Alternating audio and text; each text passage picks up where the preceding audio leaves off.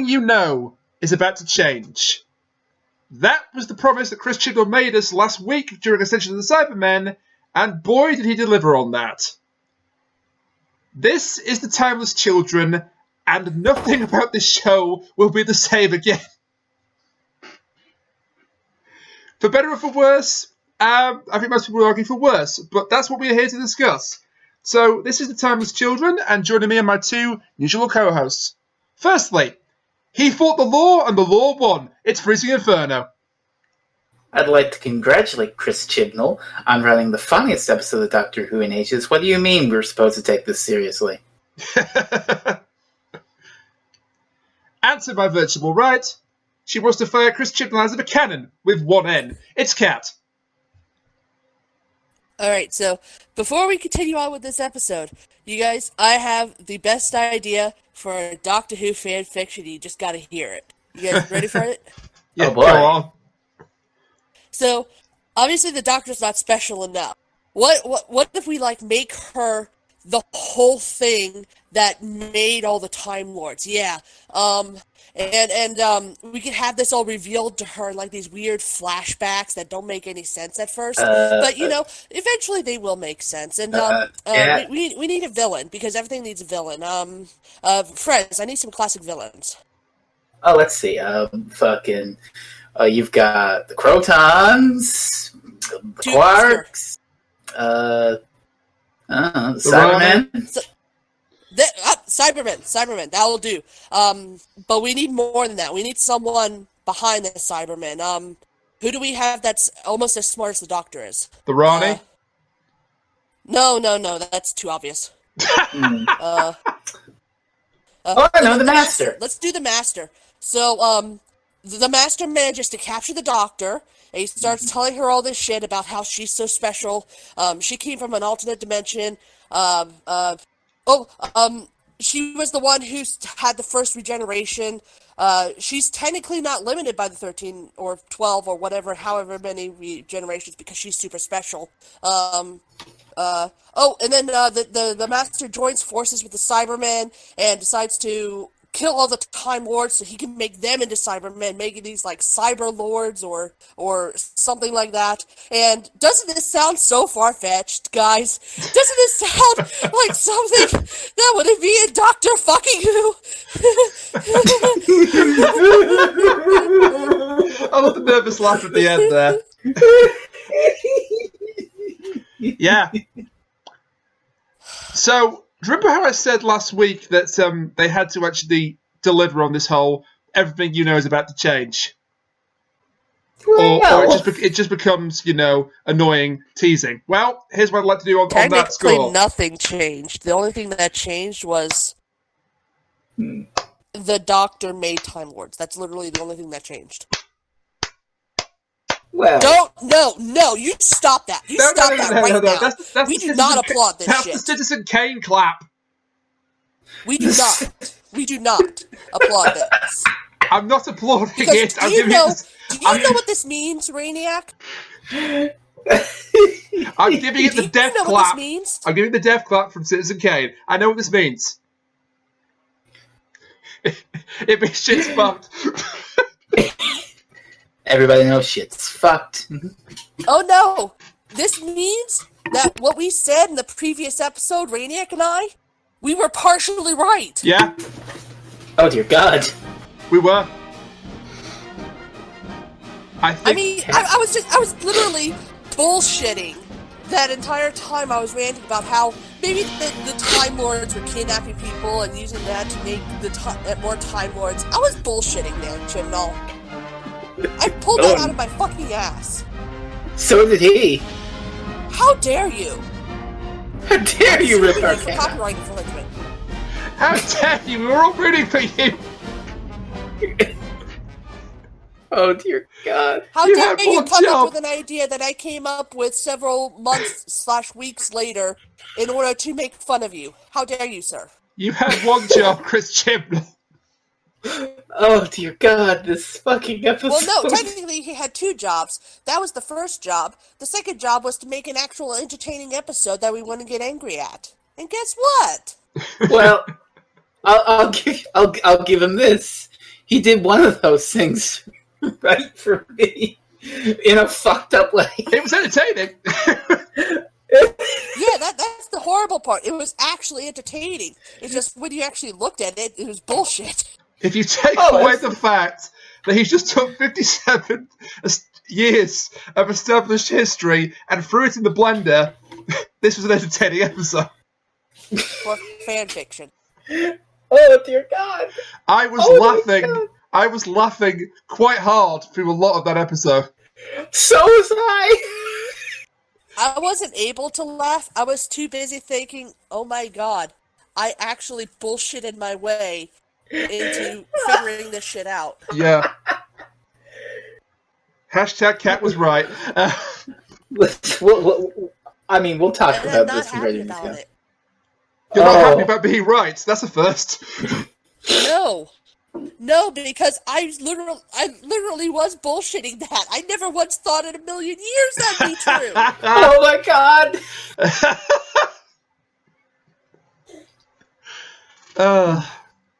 Right, so you mentioned the entertaining plot. Funnily enough for me, the least entertaining part of the plot, and this is kind of the problem of the show as a whole, was the stuff involving the companions. Well, on the run from the Cybermen. It's the same bullshit I've been talking about. The Cybermen in this episode and the last one are just big, stupid, killing robots. Yeah. And they run around. They blow up some of the robots. What in the fuck? And basically, here, I'm sitting here. It's basically kind of distracting you from what you actually want to see. Like, you're sitting there thinking, I want to know more about this bullshit exposition about the Master. And then the show interrupts itself for cyber bullshit. And now we return to regular scheduled cyber bullshit. Oh. Put in cyber jail. Are we saving, like, Cyberman discussion for a little later on the list no, here? by all means, put the regular Cybermen in here because...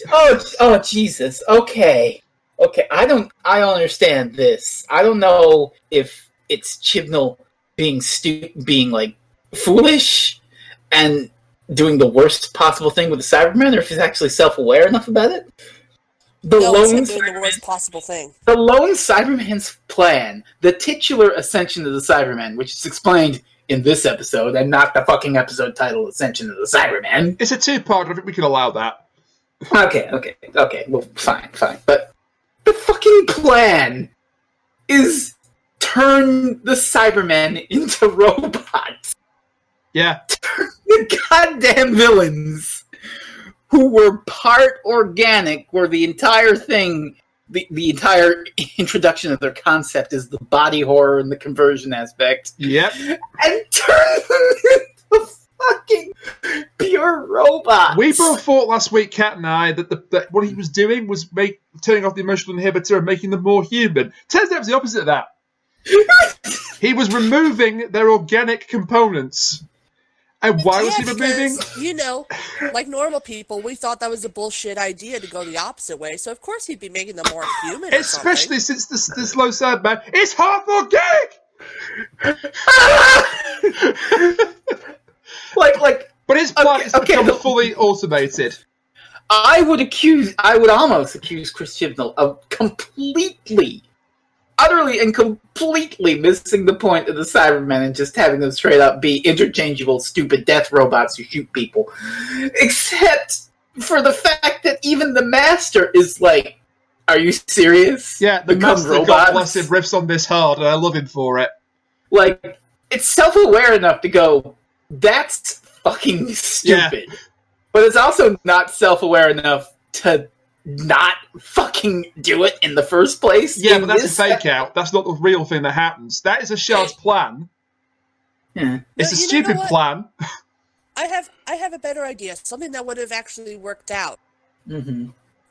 Like, he would have, instead of turning the Cybermen into robots, maybe he could have thought about finding ways to convert new species, and that would have played into the Master's plan of, hey, here's some Time Lord bodies. Yeah. You could use those to start with your plan, and then we have all this other bullshit, so that it actually flows together, instead of, hey, what if the Cybermen were just robots? I will explain why actually that wouldn't quite have worked when we get to the other cyber species that we see in the episode. I'm trying not to laugh again.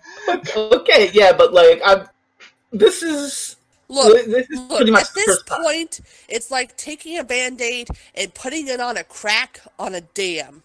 It's going to burst. It ain't going to work. I'm just doing what I can. Like, God. But the Shard's plan is so dumb. So, you know that whole strange line about, the death of everything is within me from last week? Oh, yeah, this shit. Turns out that was literal. Oh, God, okay. Actually, hang on a second. This wasn't even Ashad's plan.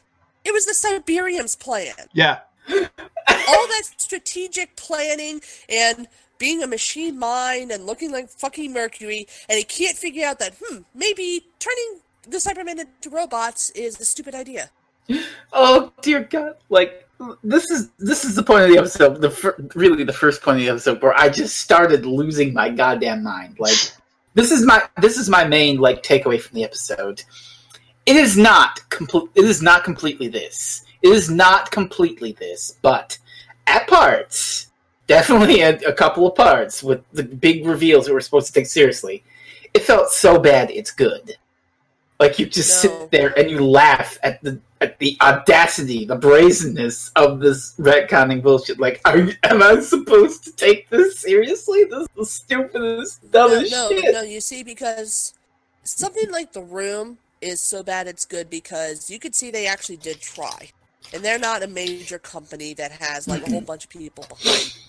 Birdemic is so bad it's good because you know it's a small company. This is the fucking BBC for Doctor fucking Who, which has been running for over 50 years now. And you're trying to fucking tell me that they allowed this bullshit fan fiction in? That's unacceptable to me.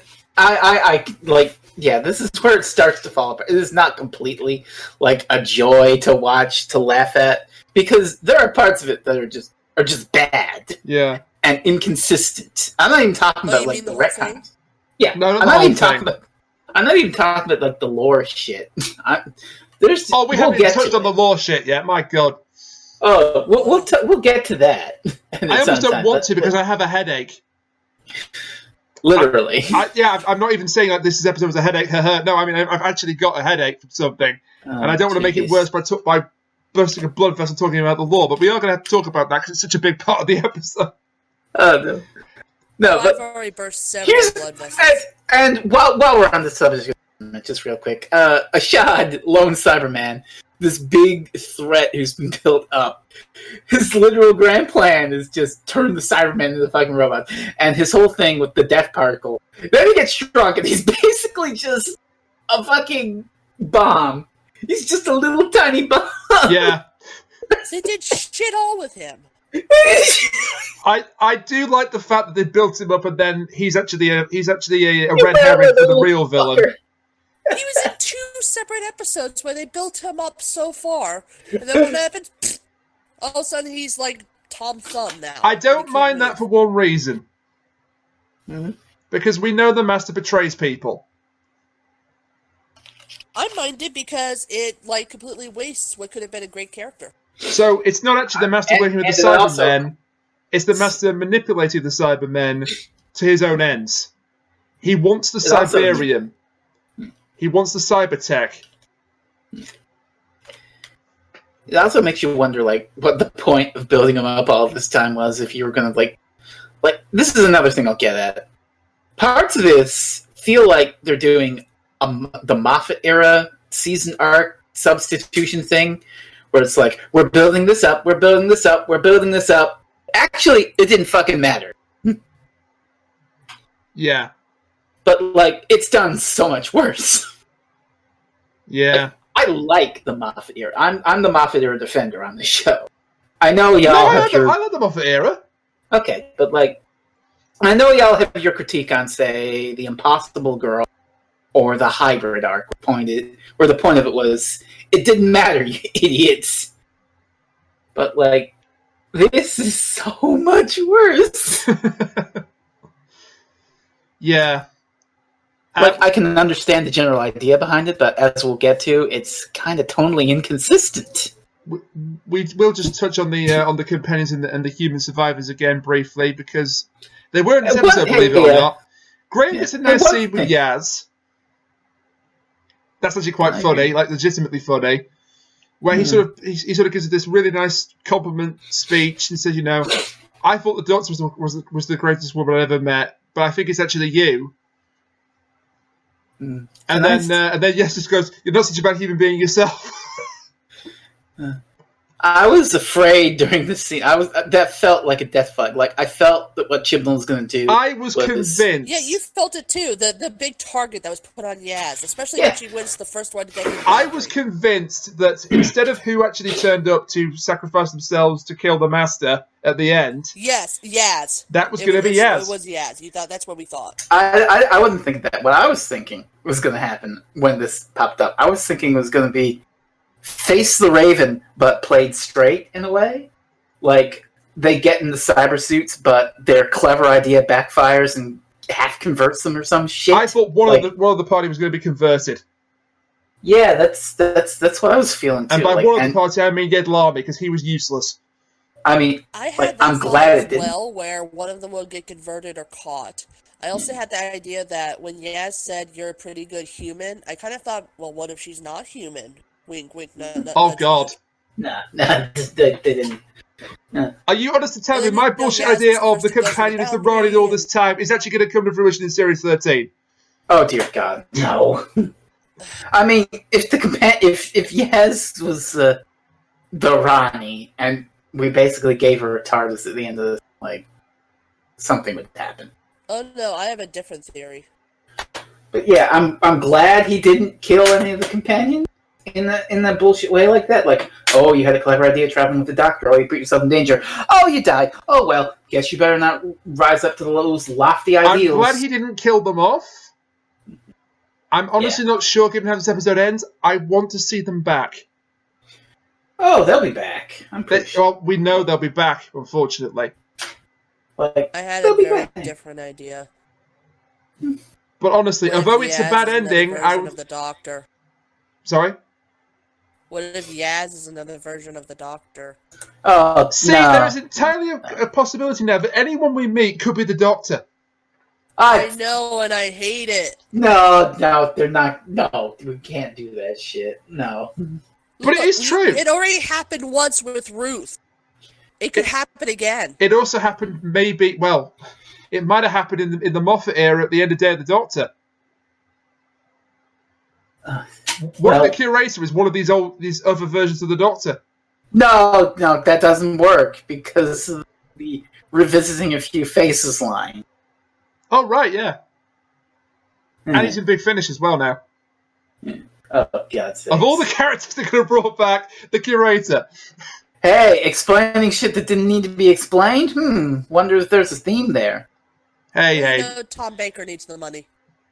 Be nice to Big Finish. I refuse. Be nice to Big Finish.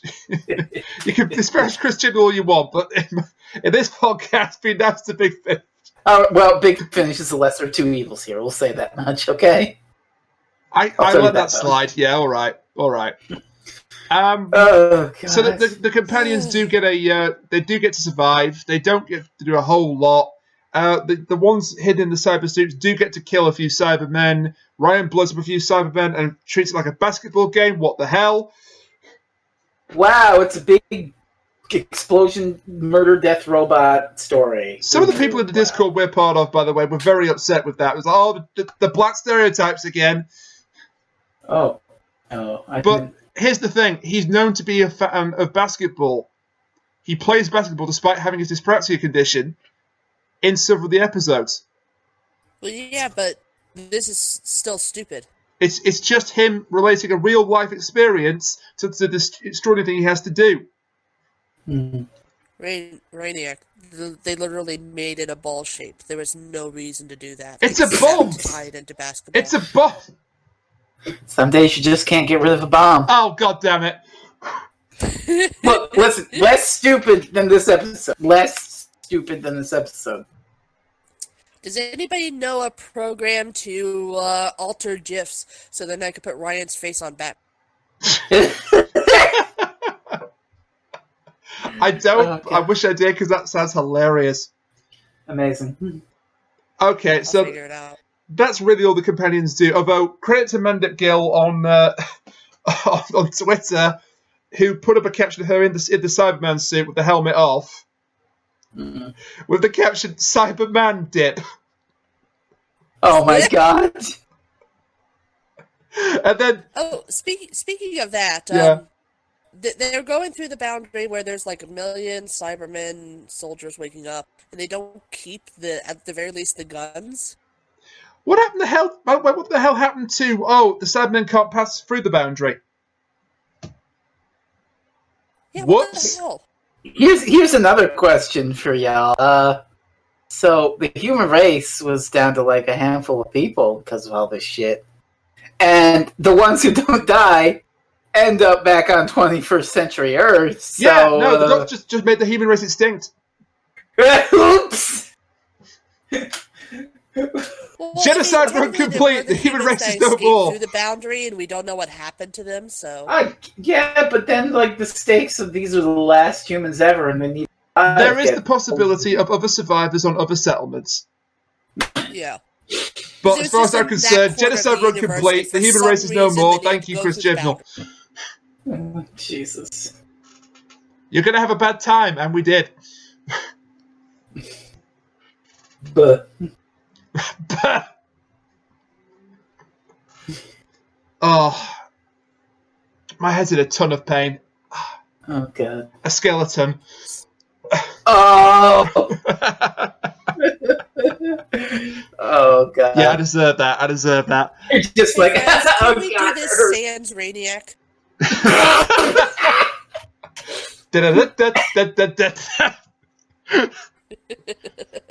Oh god, don't make me relive my most popular video game. I think I would rather do a genocide run again in Undertale than watch this episode. Oh dear god, you actually did that? Because genocide Why? run, well, no, I kind of pulled out because I'm a chicken, but I started to do it. Oh. Yeah, Then I saw You friends monster, saying, why? "Oh hey, Santa's here. Oh my god, he just destroyed me." And I was like, "Nope, I'm No, alright, no. not doing that." yeah, It's like the first time I played, I couldn't figure out how to spare Toriel, so I accidentally killed her, and then I was like, nope, I'm doing this again. I found out how to save her, went back, and then Flowey was addicted to me afterwards. One problem: Yeah, the game remembers you killed her. Yeah, that was creepy. Yeah, and that means you can't get Photoshop the. came out, and I was like, children. ah. You'd You rather can't do talk neutral about run. fucking Undertale instead. I mean, that would be preferable, but no, we will go back to the subject in hand. Oh, by the Yeah. way, spoilers for Undertale if you haven't played it yet. Oh, Oh, it's 5 years old. I think it's all right at this point. All you people You'd play be surprised. There are a lot of people who All you refuse people to who play played because people Undertale, keep like, pushing them into doing the certain things. greatest game of all time, according to GameFAQs.com. It is. It really is. I wonder where I was getting all these tweets with like pictures of middle fingers by people like Sans Lover 1961 and all that. Papyrus deserves better 25. Doctor Who. Doctor Who, yeah. So I will say one thing though: the joke where Graham can't get the helmet off. That's cute. That's quite good. They still mean, should have kept the armor on. he calls it a I mean, hat. Seriously. He calls it a hat.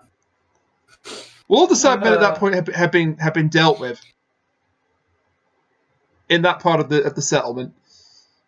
Yeah. So we move on to what I think was the best part of the episode, and you're quite prepared to all right to disagree with me, but yes, a lot of this was stupid, but Sacha Dhawan's performance as the Master for me was excellent. Okay. He did do really well. He's an absolute lunatic. He's basically He's evil doing Matt well Smith. considering the shit script. Yeah, he's shining in spite of the script, I think. Not because of it. Do you know how we said what before No, he that had to read it, David so- Tennant's main strength was that he could take a bad script and he could elevate it through his own acting? Mhm. And Capaldi, Matt Smith the same, and Jodie Whittaker doesn't always do that? This is what Sacha Dhawan has done.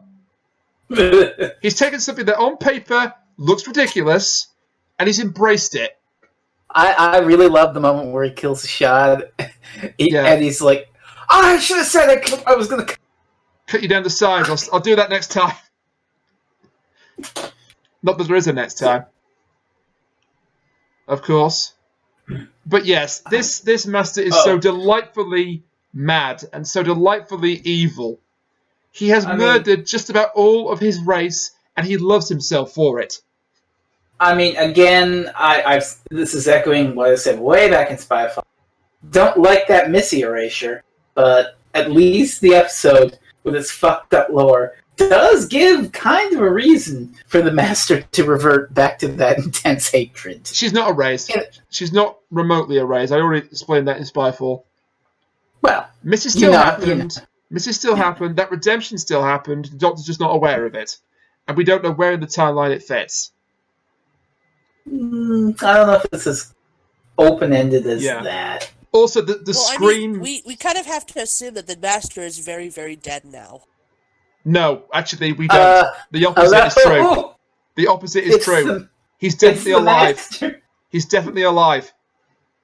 Are you fucking kidding me about that shit? It's the Master! No, it's not even that he's the Master. He's actually positively alive, and I will explain why when we get to that scene at the end with Ko Sharmas. Alright. But that scream that Sacha Dhawan does when he gets the Cyberium into him is amazing. Beautiful. Because he's always like, well, that was very anticlimactic. Ah! And he starts screaming. God. Like he's really, really in pain. And he can also do soft. How the Doctor did do that earlier. He can also do soft. When he's saying, like she's saying, you're lying. Everything you show me is a lie. He says, I assure you, everything is absolutely true. And he softens his voice. He's still loving it. He's still reveling in it. Also, he says, I could be in two places at once. I'm that good. Oh, God. So, this was the Sacha Dhawan Show. Kids, somebody is watching the episode. A friend of mine is watching the episode first time right now. Sending me DMs on the side. And we just got, I'm sorry, the Doctor is what? Is it someone I know? No, you don't know. Damn. Yes. Which, I guess, leads us into... Oh, boy. We have to, don't we? We have to, don't we? No, we don't. Let's end the episode right here. I'm afraid we have to discuss this. In detail. Oh my God. I'm just going to take a nice deep breath, prepare myself. Doctor Who nerds, gird your loins, save your suspenders, and Can I just get your something screwdrivers. Can I just get something off my chest right now? Can I just get something off my chest right now? I have a headache, don't scream. Okay. You know what I just realized, too, thinking about this? Yeah. Brendan, at one point, had a sweater vest on that looked a lot like the Seventh Doctor's. Oh my Jesus. God. I just realized that. Don't bring my boy McCoy into this. So, Brendan, here's the thing about Brendan. So we were wondering where Brendan fit into all this.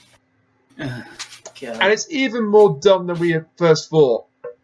I still think that the Brendan stuff is kind of like redundant, considering we get all that anyway. Like, you could have, like, I don't know how to put it properly, but like the big reveal there when you see it flash to Ireland is, oh, okay, so everything the Master's saying here is shit we already saw in Ascension of the Cybermen that had no plans for.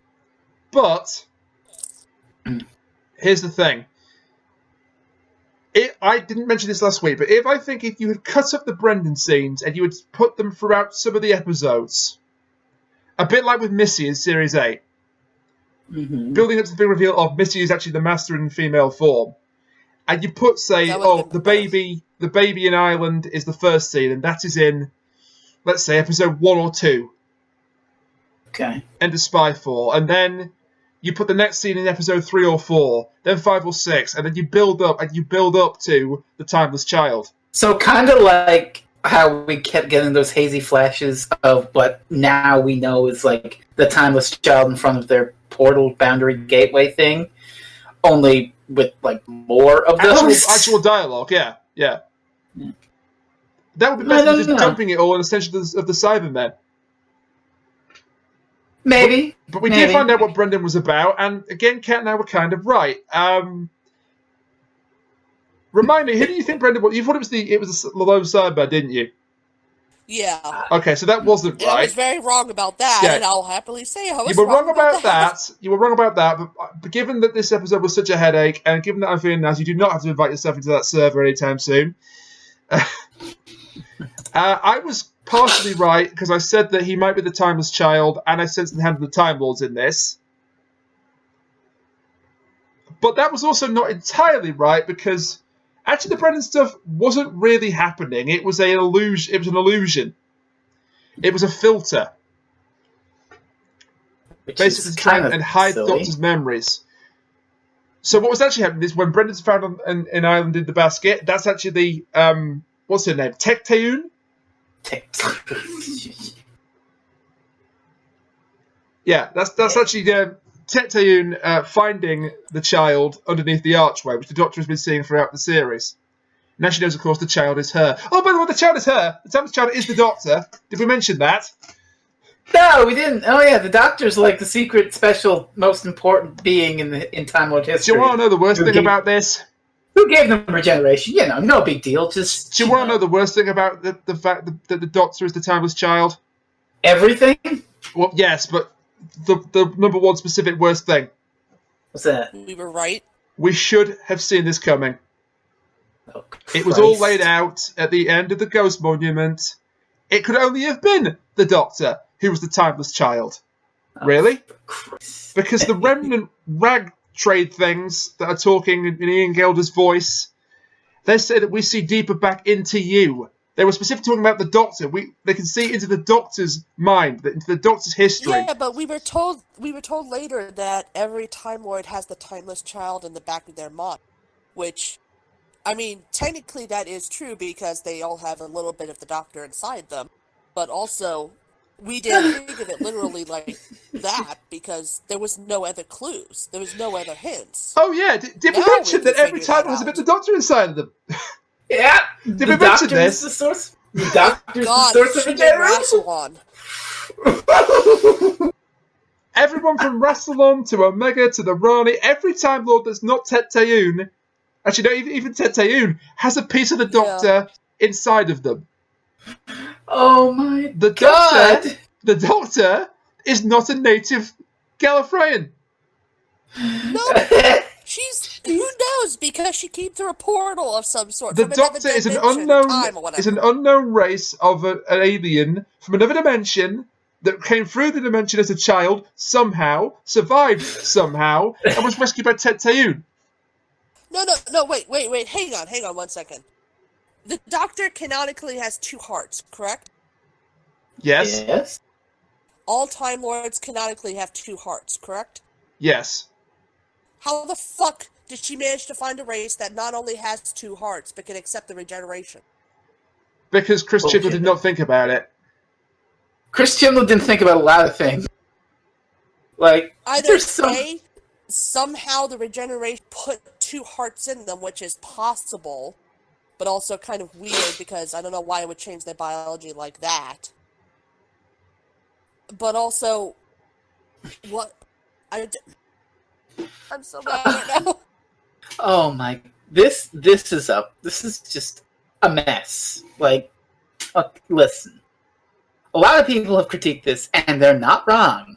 That it's real bullshit to just take the Doctor, who up to this point has just been sort of like a random Time Lord who ran away and decided to become a hero, and make them the most important figure in Time Lord history, the super special, destined to be origin of the Time Lords. It's bullshit. Yeah, but do you not see the parallels between this and The Impossible Girl? Oh. No, that doesn't matter. No. This doesn't. This shit don't get mirroring. This shit don't get mirrored. No. I'm not trying to give it a mirror comparison. I mean, you know people complained. People complained back in Series 7 about the whole Clara is the impossible girl angle because it made Clara the most important figure in the show's history. That's fine, though. Now this makes the Doctor totally fine. the most important figure in the show's history. No. You want to know what the big problem is here, and the main problem that I have? Chibnall, in this series, has decided that the Doctor, the main Time Lord we've been following for all these 50 years, who's done things out of the goodness of their heart, and has, tried to do their best to not only keep time going as it should be, and following the rules, while also simultaneously breaking them in order to save the people that they love, is not special enough for him. Yeah. Exactly. That is what ticks me off. It's the special thing that most annoys me about this. Because, Sailor Moon keeps getting progressively stronger and stronger, but she is already a very special person in her anime. Or Goku is already very special because he's a Super Saiyan and he can, do all these impossible things because of the way he was raised. Or even just, I don't fucking know. Let's go for Harry fucking Potter, who is not technically special until he gets the scar on his head, and that's what makes him special. J.K. Rowling doesn't make him more powerful than anybody. He's not smarter than anybody. He's just an average person who got shit thrown at him, which is exactly what the Doctor is. And now, all of a sudden, Chibnall feels that the Doctor needs a fancy-ass lightning bolt scar to make her even more special, because of course she has to be the chosen one. Yep. Yeah.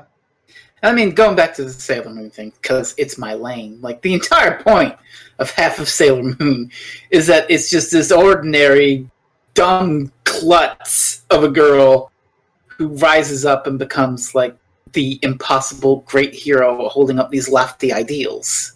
It's kind of like Doctor Who, in a way, Usagi, Serena, whatever you want to call her, is a big, dumb idiot who loves to eat and cries a lot. And she manages to save the world multiple times where others fail and falter. And she's not always really special all the time. Yeah. There have been episodes and things where other people have been more special than that. I mean, fine. I mean, sure, you've got the whole Moon Princess thing, but that's not like she's the most important being in the fucking galaxy or anything. Yeah. She's got a destiny of sorts, but it's not nearly as all-encompassing as making the Doctor the secret origin of the Time Lords, the most special, most important time in history. There is one thing.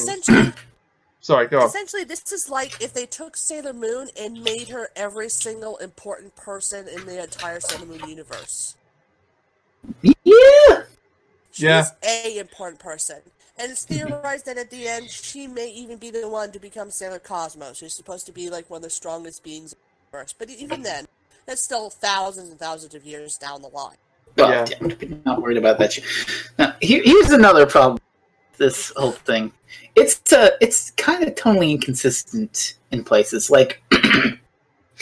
Here's the thing. We have these grand revelations, the Master revealing everything that the Doctor knows is a lie.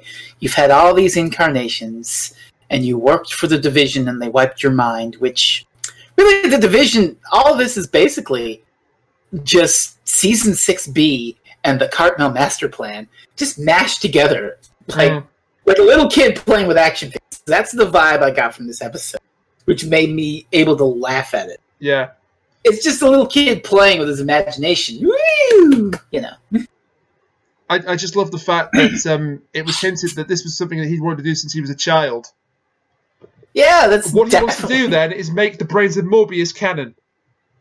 He did. He even put them in the montage. He put them in the goddamn I have to wonder what a casual New Who fan thought of this. Who hadn't seen the brain. Have either of you seen Brains of Morbius? Brain of Morbius? I have. No. No. Then you don't know. So you don't know what the fuck we're talking about. I have absolutely no idea. Well, you have a little more like classic Who knowledge than the average layperson. Yeah. You still think it's bullshit and like what the fuck? Yeah. Well, should I like explain it or should we? Please blow her goddamn mind. Okay, so Brandon Morbius is a pretty good Tom Baker story, where it's basically like Dr. Frankenstein. It's a Frankenstein pastiche, and there's this ancient Time Lord called Morbius who wants to live again. He's a brain in a jar, and he gets like a shitty body on this shitty planet. Also, the Sisterhood of Karn is there. You may remember. And anyway, at the end of the episode is the Doctor and having a mental duel, and it like regresses back and shows all these other incarnations. It goes Tom Baker, John Pertwee, Patrick Troughton, William Hartnell, and then a whole bunch of other weird people who are just like the production staff, dressed up in silly costumes. One's the writer. One's Robert Holmes. Yeah. But, like, this caused a weird, like, a whole bunch of theories and shit from fandom, because fandom's like, the Doctor has all these pre-Hartnell incarnations. I wonder what's going on there. How could it fit into lore? Which nobody really addressed or anything. Yeah. No one's like, not really, like, important. Like, it could be in, like, books or some shit. Just some fan fiction nonsense. But then Chibnall comes along. Hey! God knows how many fucking incarnations William Hartnell. Yeah. Here's the thing about this. This is the one part of it that I don't mind him changing so much. The pre-Hartnell Doctors. By the way, Kat, you were right about her being a pre-Hartnell Doctor, Ruth, and I apologise for ever doubting you. Here's one thing that doesn't make any goddamn sense to me. I don't know how you can square this. One thing? Specifically about Ruth. Her TARDIS is a police box. That was done purely so that you wouldn't necessarily think from design that she was a pre-Hartnell Doctor. It still is a narrative, a plot hole, if you will. Absolutely. The only way you could possibly square it away is that Ruth comes before the Mind Wipe, or one of several Mind Wipes, right? Mm-hmm. She does. So she had the TARDIS as a police box. Her mind was wiped, so she forgot all about that. And then when she's in William Hartnell incarnation, it bleeds through his subconscious, and it turns into a police box again. He turns into a police box again. Well, the reason the TARDIS was a police box is he landed in the 60s, and the chameleon circuit worked, and it turned into a police box. Then, in the first story, after their jump, the chameleon circuit's broken, and it stays as a police box. So who's to say that Ruth, or a previous version of the Doctor prior to Ruth, didn't visit 1963 before William Hartnell years? Mm-hmm. I'm basically just spitballing at this point, but that's one way you could explain it. The point is you're having to make a big stretch. I can solve this. I could solve this in 5 seconds. Yeah. Oh boy, here we go. Cut the knot. Our Doctor went towards the TARDIS recognized her as the Doctor and changed into the form that she expected it to be. I like that. Yeah. Okay, fine. Yeah, that could work. That could work. It doesn't really matter, ultimately. It doesn't. It's just like something. That should be the title of this episode. It doesn't really matter. Yeah. Okay, let me get to that. That actually leads into a big point of an inconsistency. Like, you've got this big reveal. Everything you think you know is a lie. You've got all these incarnations. And basically, the Doctor does despair at this a bit, because that's the Master's grand plan. It's like to make you despair before I end everything. He wants to break her. Junko. She wants to break her, yeah. And she is a little, like, broken and tired and confused. But then she realizes, hey, fuck all that shit. I'm the Doctor. Like, yeah. All this shit that happened before me, I don't remember it, but I know what I know. I'm the Doctor. I'm the idiot in the phone box. I save people. I do quite like the scene between her and Ruth. That's quite nice. Yeah, that is cute. Yeah. But you know, everything you've learned today, does it undo everything that you are, that you know? No. Yeah. So be the Doctor, and she is the Doctor. That's good. That is good. I'll give you that. The problem comes in the inconsistency of the marketing and all that. Like, it's Moffat, but worse, is what I'm saying. I've said it before, the Possible hybrid arc, where you build it up, and then it's like, actually, it doesn't matter. But the build-up was more than just in the episodes.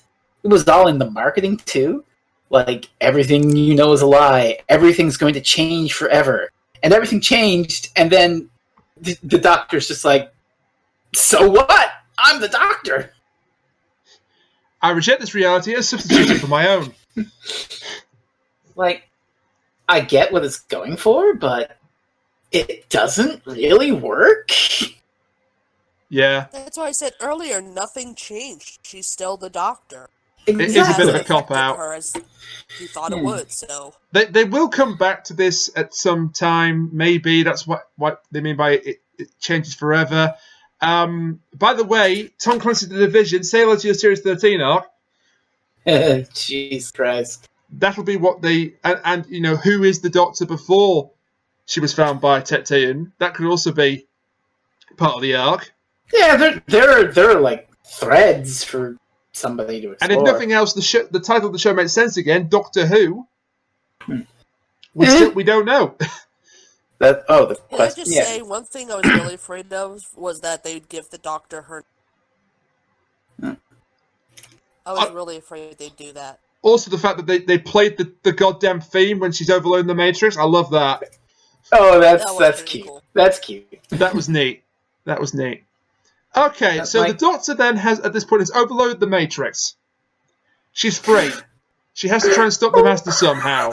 But before that happens, my single favourite part of this episode happens. Oh, God. Sacha Dhawan, you beautiful bastard. Oh, no. So he has just betrayed a shard. Been melded with the Cybermen. So here's something that Mike pointed out. Our friend Mike Ross pointed out to me on Discord, and I screamed at him. No, we're doing it. Do you remember the whole Series 9 hybrid arc?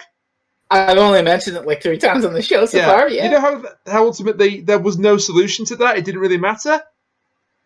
No. Whether he met him or not, Chris Chibnall has answered the hybrid arc. Oh my God! It wasn't a Shielder. It wasn't the Daleks. It wasn't the Doctor or Clara. It was the Master. 2 warrior races, combination of 2, standing in the ruins of Gallifrey. Oh my God! Okay, we gotta talk about. There's all rubbish about that. But past this now. This is great. So this is dumb as hell, and it's great. So the Master's plan has been hidden in plain sight all this time. He's betrayed a shard. He's shrunk him down to the size of a peanut. He's taken the Cybermen for himself, and the Cybermen has had this grand plan. You're a Time Lord. I'm a Cyber AI. Let's do lunch. And by that I mean, the Master just has to have some Time Lord corpses laying around, as you do, from when he destroyed Gallifrey. Yeah, I've got one in my closet right now. So his grand plan is to take these corpses and the Cyberium's knowledge of cybernetics, and he fuses the two. And ladies and gentlemen, introducing the Cybermasters. The Cyber Time Lords. This is like, okay, listen. This is wonderful. I will have nothing said against this. I know Kat said it at the top of the episode, and I just want to add that, like, I don't want to use the word fan fiction as like a pejorative, because at some point in the show, because it's run so long, it basically is televised fan fiction. People who grew up with the show are now running it, and they're adding their own ideas. Yeah, I get that. This is fan fiction. This is a kid smashing their toys together. Yeah. Oh, and then the Cybermen combined with the Time Lords. The Cyber Time. But it does answer the question: why did the Cybermen and Time Lords? Why have they always been incompatible? Well, they were always incompatible until a Time Lord and a Cyber AI merged, and they figured out how to get Time Lord science into a Cyberman body. This is so fucking stupid. And they look so dumb in a good way. They had the robes. The cone, the fixed grins. Yes. Okay. You did a lot bad in this episode, Chris Chibnall, but for this, I tip the hat.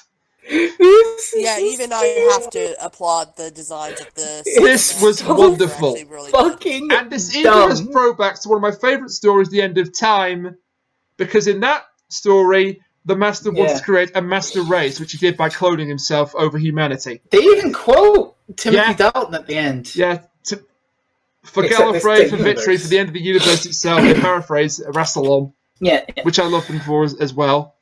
That's great. This is the dumbest shit. The bit where he's showing them off to the Doctor is like, he says to one of them, shoot him, and he does. It's like, oh, he's dead and gone forever. Oh, could it be? And he starts to regenerate, and he just starts laughing maniacally again. Like, look. There's no way this was meant to be taken seriously. Was there? Your first clip was meant to be taken seriously it's the Master! No, I mean the whole entire Cyber Time Lord thing. Oh, yeah. Why were they called the Cyber Masters, by the way? Why not the Cyber Lords? Oh, Masters. Oh, wait, no, because the Master's an egotistical asshole. Yeah, that's why. Of course he named him after himself. Yeah, there you go. This is so dumb. This is like... I'm gonna go out there. I'm gonna go there. This is Fish People of Atlantis. Dumb. But you like the Fish People of Atlantis. I do! I'm gonna write fanfic about fish. And I like the Cyber Lords, Cyber Masters, whatever we're calling them. It's just this most gonzo thing you can imagine. Like, you can't believe what you're fucking seeing. It's the ultimate desecration. In both cases, it's like it's just Cybermen in Time Lord. Yeah. And then all of that funny stuff is almost completely undone by the resolution. Oh boy! Wait, hold on. I've got one more funny thing to describe for you guys. Yeah. Oh god, what? The Master had to put into the machine to make the Cybermen have the cyber, the Time Lord get up on. Yeah. So that means he had to go into the machines, type in, give them these floofy capes and the weird collars. Yeah. He had to program that in. I think it's implied he built them himself. Powered by the Siberian. He got a machine to do it because there were all the machines that were on the ship that were used for conversion. And then comes the bit that unfortunately ruins all that fun, goofy stuff. Yeah, this is... The Doctor has escaped from the prison of the Matrix in rather cool fashion. She wants to get the humans off the planet, off Gallifrey, to save them. They blow up the cyber ship, so bye Cybermen, thanks for coming. That's all gone. Mm-hmm. The army of 1 million Cybermen destroyed by a few bombs that Koshamas just happened to have lying around somewhere. Well, it is explained he was a former year general, so I suppose that's fair. He would keep a few weapons stashed away for emergencies. So they're gone. Bye-bye Cybermen. The Cybermasters remain with the Master on Gallifrey. The Doctor has to get rid of them, so she straps the last remaining bomb. She straps the Shard's tiny miniaturized corpse to it, because the death particle is still inside him. Shrunk to the size of a pea, but still inside him. I'm getting angry just talking about this, by the way. So her plan is, I'm going to sacrifice myself, I'm going to end it all, Gallifrey, the Master, all of us. I'm going to press the button on the bomb. All the humans, Ravio, Useless Guy, Yaz, Gray and Ryan, and Koshamas will be sent into the past to save them on the TARDIS. And this is the end of the line for both of us. Well, a TARDIS. Yes, that's right. A TARDIS that she found in the Panopticon. It's Gallifrey. In the Gallifrey Panopticon, yeah, all right. And let's be fair here. Chibnall's playing the sad music as she walks her way over to where the Master is supposed to be. Yeah. And it's all depressing, and it's like, we're not buying it for 5 seconds. It's just bad. Yeah. But how they get out of it is worse. Also bad. So she's got the bomb, she's got the truth that I'm going to do it. The Master said, would you though? Would you really? Go on, do it. He wins again. He wins a lot in this episode. Coward any day, She well, doesn't. I mean, honestly, if she had pressed the button, he still would have won because he would have made her a killer. Here's the thing: the Master wins whatever happens. Yeah, That's the beauty of his plot. he has engineered a scenario where he can't lose. Even if he dies, he can't lose. That's kind of genius in a very twisted way. But anyway, they have this confrontation. It looks like all hope is lost because you didn't press the button. Suddenly, Coach Sharmas turns up. Hey, Doctor, let me tag in here. Yeah, he tags out. Shut up. He tags the Doctor out. Yeah, you go off. He was holding onto the little rope to make the tag. And then from behind him, Brock Lesnar comes in and tags in, and he slams the master. Oh my god. No. Brock Lesnar's chaotic neutral. He'd suplex everybody. This is dumb. The funny thing is, Brock Lesnar said it would still be less stupid than what we actually got. So, Koshamas turns up. And blows himself up. Yeah, he says, I'm going to do this, not you. You have to survive. You're the Doctor. You have to escape. And she says, but I caused this. She says, no, you didn't. I did. I sent the Cyberian back in time. Wait, what? Bullshit. All right, he was part of the alliance to send the Cyberian back in time, and clearly we didn't send it back far enough. Yeah, why didn't you send it to the center of the sun? Did you think about that? Who knows? Either way, it's look, just... there's a collapsing black hole over there. Let's send it into that. Yeah. Well, either way, it's like, it's just gun bullshit, but you know? The walking heroic sacrifice, that is Koshamas, commits an heroic sacrifice. The Cybermen just don't shoot him as soon as he turns up, which would be the sensible thing to do. They shoot him. Yeah, after he's turned up and pressed the button on the bomb. No. They shoot him, but with his last, moments. No. Why didn't they just shoot him when he came in? Because I don't fucking... Because the Master likes dramatics. Yeah, all right, that's fair enough. He is sometimes undone by his flair for dramatic. Since you mentioned it, now would be a good time for you to elaborate on how you... Yeah, the Master absolutely survives the events of this episode.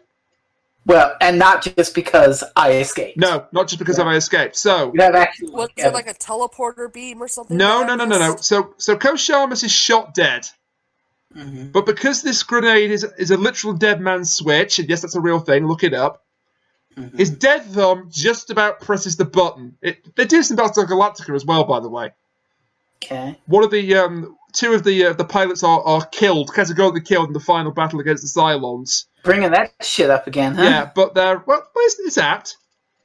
But Racetrack, the pilot's name is Racetrack, her dead hand hits the button for the torpedoes and blows the hell out of the Cylon ship. Okay. So technically she does it while dead. Technically, Koshamas hits the switch while dead. And destroys all organic matter, including himself, and any Time Lord corpses that weren't converted. And you'd think the Master would have Masters. However, the Master is definitely alive. The Cyber Masters might also still be alive. What? Yeah, this sacrifice was literally for nothing. How? Okay. Explain. Okay, yeah. I'll explain. So, I had to watch this episode again on subtitles, with subtitles on iPlayer, to get this, but...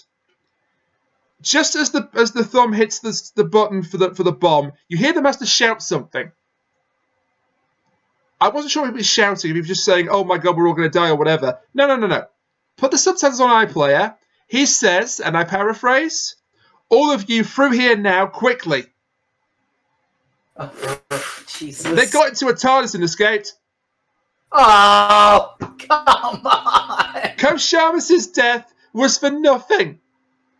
Oh, well, oh, Jesus Christ. This is not I escaped when he turns up again the next time. This is I escaped before he disappears. Chibnall, for Christ's sakes. Oh my god. And that headache's coming back again. Well, so let's get to the final the final insult. Naked Gun 33 and a third, the final insult. Let's get to that, shall we?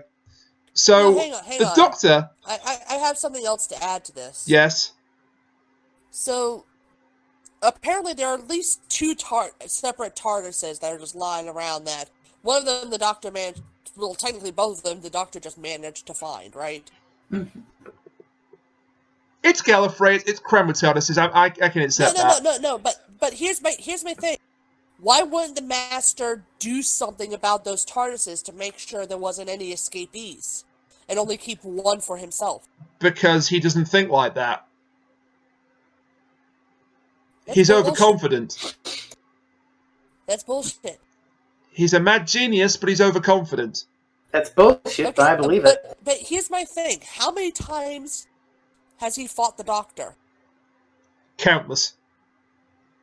And you think by now he wouldn't figure out, oh, well, maybe I should make it so that these TARDISes are inaccessible in case she happens to get out. Yeah. But his ego doesn't see it that way. He's constantly telling himself he is the cleverest person he knows. He's not that clever because A, he didn't chain up the other TARDISes so they couldn't be used and just save one for him. And B, he didn't immediately get in a TARDIS and leave. Instead, he just fucked around for no reason. But I think the Master definitely survives this, and possibly even the Cybermasters as well. It might be they didn't get into the TARDIS quick enough, and that'll be explained next time we see him or her, if it's still Sacha Dhawan, if it's a new actor or actress. We don't know. As much as I like Sacha Dhawan, let's not have him show up for a couple of seasons now. Let's give him time to rest. He's done his job. Yeah. I'm fine with him turning up again, but just not for the time being. Let's have something different for Series 13. Let's have something good for Series 13. Well, even though something as Tayun coming back and turning out to be a pivotal villain or something. Just something different, something new. Expand on, admittedly, the bad choices you've made in this episode and give us something from it. Okay, one last stupid thing to get to before we get to the overall thoughts then. Teaser time. Yeah. So, the Doctor doesn't save the day, Ko Sharmas does, but the Doctor survives the encounter. She uses the TARDIS she's stolen from the Panopticon to get back to her TARDIS. The stolen TARDIS is transfigured into a tree for all eternity. She gets into her TARDIS. She's just about, we presume, to go and visit her companions and say, hey, I'm not dead.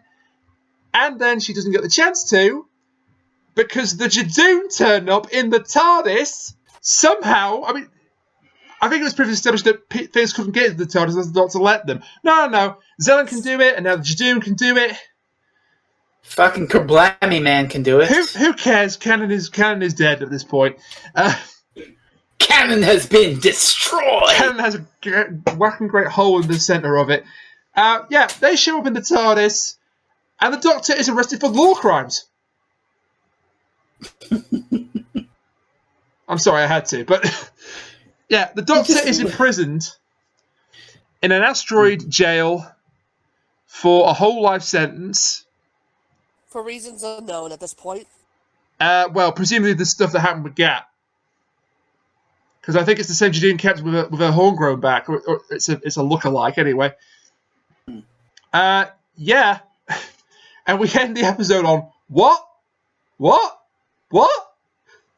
Well, yeah, that's about the face of it. Exactly the same thing I was saying throughout the entire episode. What?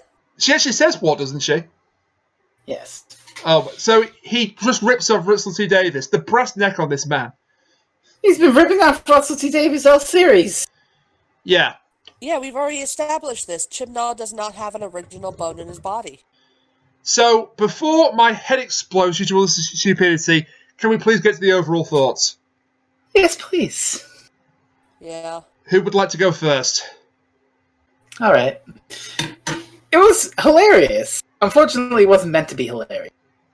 And it wasn't hilarious in every aspect. Chris Chibnall has, for better or worse, upended the lore. Now, this could be good, it could be bad. You could tell us some interesting stories involving the Division and this entire other life cycle of the Doctor. You could tell some really bad ones. Probably told by Chris Chibnall in Series 13. And he likely will. And he likely will, and we'll play when it gets to that. But other than that, this has been a breaking point for people. The reveals are not great, really. I mean, the episode does try to say that they don't matter, but they do kind of matter, in a sense. Changing the Doctor to have this super special origin, making them more special, not a good look. And it's bad in a lot of places, tonally. You've got that rushed, weird ending with Ko Sharmas and the sacrifice. But it does have some genuine, absolutely stupid moments that made it out loud. I enjoyed it more than Ascension of the Cybermen. This does not make it good, but I enjoyed it more. I'm not quitting the show, but for the people who are, because it's finally a step too far, I don't begrudge you. Not great, but, you know. Yeah. Something interesting could be made out of it by a good writer, I think. Okay, Kat? I'd like to go last. Okay.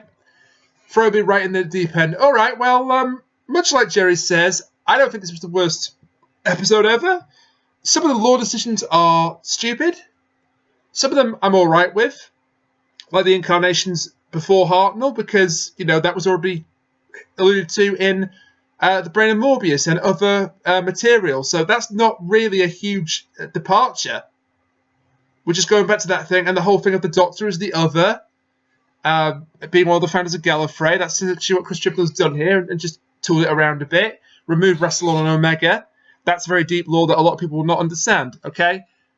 As an episode, this is actually kind of enjoyable in a very dumb way, but it's kind of enjoyable. It's a better finale than the Battle of Grand Moff Tarkin, that's for sure. In that, this actually felt like a series finale. The Cybermasters are brilliant in their own mad, stupid way. They are absolutely brilliant. Sacha Dhawan absolutely steals the show. Every scene he's in. Jodie Whittaker really does quite well up to a point with this new darker version of her Doctor, although they kind of ruin it when she comes out of the Matrix. But it's not a classic, and I can understand why people are upset about it. I'm not one of those people. I wouldn't quit the show over it, because at the end of the day, it's a TV show. But if this is really hurting your enjoyment and hurting you, then maybe it's time to step away. I will not be stepping away because it didn't hurt me. I am not baying for Chris Chibnall's blood here. I just think that maybe he's not the best showrunner in the world. But this has been, on the whole, a better series than Series 11. Granted, that wasn't that hard to do, but yeah. Not the worst episode, not the best. Hilarious. Thank you, Chris Chibnall, out of 10. Kat, go ahead. So, rather than give my overall thoughts, I'm going to turn you guys back to the Ascension of the Cybermen podcast we did, where I specifically said that come this episode's podcast, I would have a very important question for you both. And that has kind of evolved into two separate questions. Now, you've already said, both of you have said that you're not going to leave the show because of this. I'm not going to leave the show either. So question one is, how far would Chibnall have to go in order to make you leave the show? I have no idea. I don't know my breaking point. Because at this point, he has changed the entire lore of Doctor Who, which means he's not afraid to do so. And unless the BBC makes him reel it back, because more than likely they have lost viewers because of this, it may escalate even further. And that's one of my worries too, is that he's just going to keep escalating it further and further. I think he's only going to be around one more year. One more series. This could easily be retconned as well, because at the end of the day, a lot of the established facts of the canon of the Doctor were originally retcons. The whole thing about Time Lords having just 12 regenerations, that's a retcon from them having unlimited regenerations. Yeah, plus technically it did come from the Master, and you know, you could just say the Master's lying. Yeah. Yeah. Like, look at the TV movie, the half-human line. That's silly. People have agreed, but that's become almost anti-canon, in that not only do people ignore it, but they'll bring it up and tease it to then dismiss it. Yeah. Yeah. And I feel that with the backlash this episode, that's definitely a possibility. Yeah. Depending on how much Chibnall plays with it in Series 13 or beyond. Mm-hmm. But time will tell. What's your other imagine though, if he just last 3 series after changing the show to canon forever, that would be the ultimate middle finger, I think. Yeah. So this show's been changed forever. Bye now. I'll just take my massive check and go right off into the sunset. Time to write Broadchurch 4. No, Broadchurch is not coming back. Yeah. What was your second question, Kat? Yeah, what's the second question? Well, my second question also kind of plays into this, and it's essentially something that I forgot. Give me a second. I had it on the tip of my head.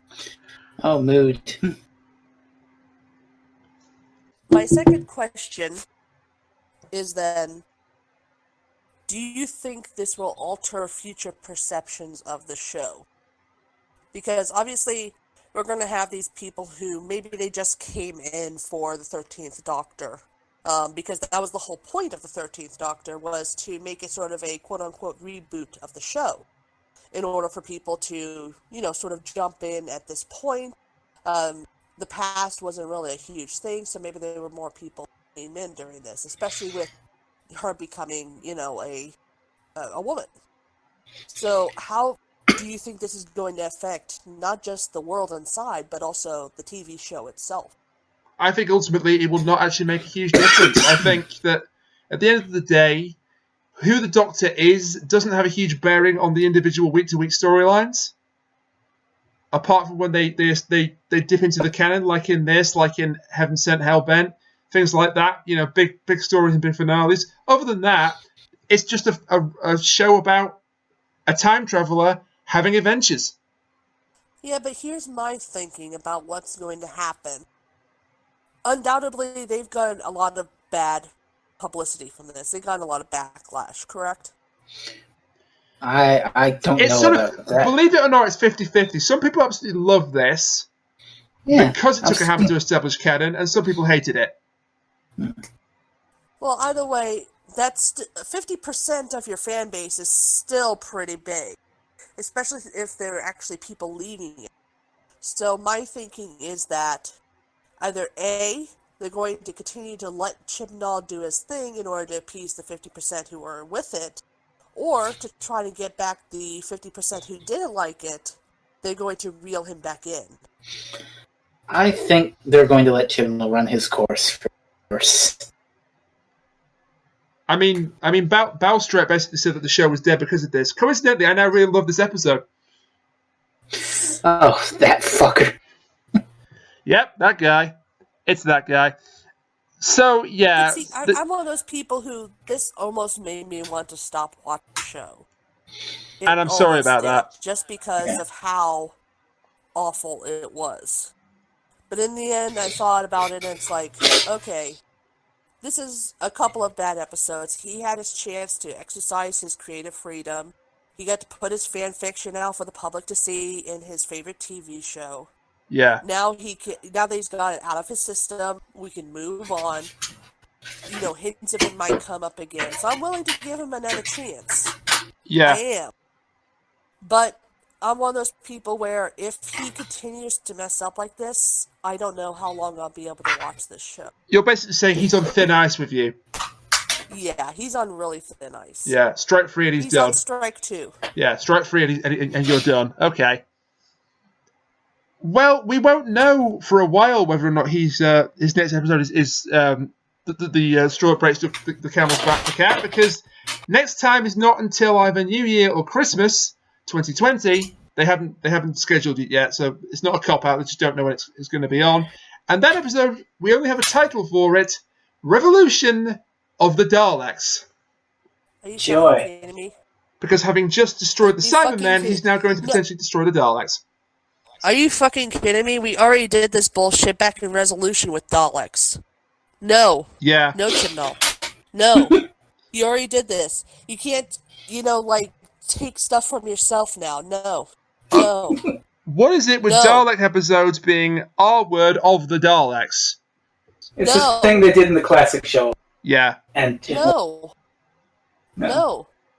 The only thing I do know from a few set filming pictures that have come out is that there are multiple factions of Dalek in this one, so that might be the revolution that they're talking about.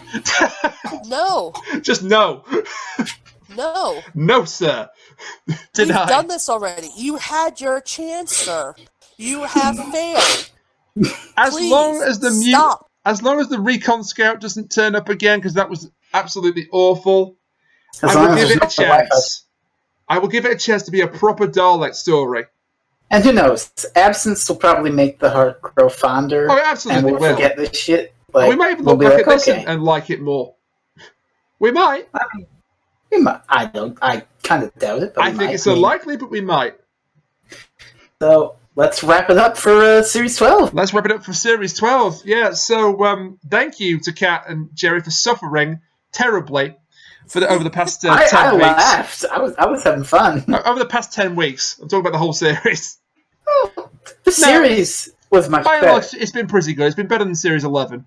It's better than Series 11, but it has the same problem as Series 11. Only two episodes made me actively angry. That was Order 55 and Essentially the Cybermen. And this actually has lessened me. Oh, it had the same problem as Series 11? You mean Chris Chibnall? Yes! Yes, exactly. Yeah. The episodes were good when they weren't written by Chris Chibnall. All right.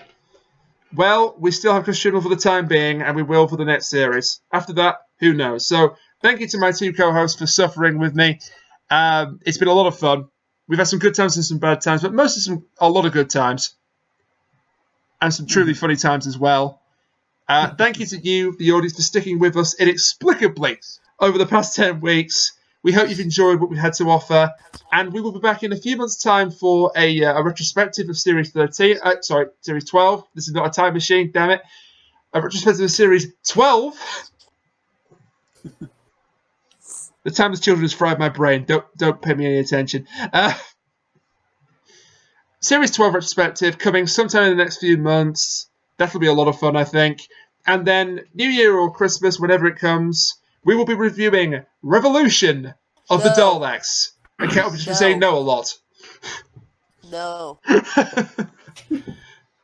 Until then, no. Until then, bye for now, and thank you once again. David Cameron fucked a pig. Good, like Time and the Ronnie. Yeah, we might do Ronnie. Ronnie, watch! Ronnie, watch! Yes. Ronnie, watch! Let's do it. Let's do it. Let's do it in the gap here. Let's do it in the gap between the things. Let's just do Mark of the Ronnie and Time of the Ronnie. Let's just do it. You know what? Fuck it. Let's bring back the classic Doctor Who reviews. You don't know this, but the recording is still going, and this is all turning over the podcast. We will do the Ronnie watch sometime in 2020. Yes! Yeah! Oh, excellent. Man, let's do it. And on that note, on the best possible timeline, thank you, and bye for now.